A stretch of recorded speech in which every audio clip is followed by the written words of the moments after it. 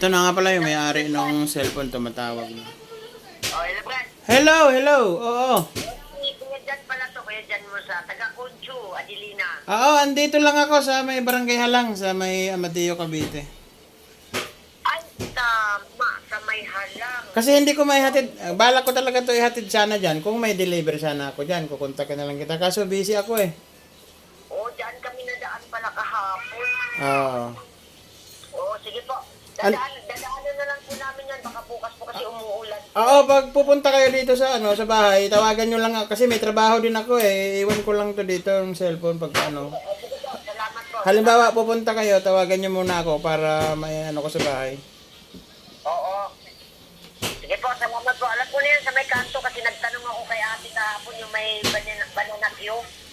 Eh kung may pamilyar kayo dito sa may bago dumating ng Dolly Store, may dating lugawan. Oo po. Diyan may mga nagbibenta ng manok po. Pamilya ko dyan. Sige, sige, sige. Ako yun, yung nagbibinta ng manok. Oo, alam ko yan. Salamat po. Basta itanong mo lang dito si si JC Manok. Alam naman kung sino ako. Oh, sige po, salamat po. Sige, sige, sige, sige. Oh, sige po, sige po. Okay,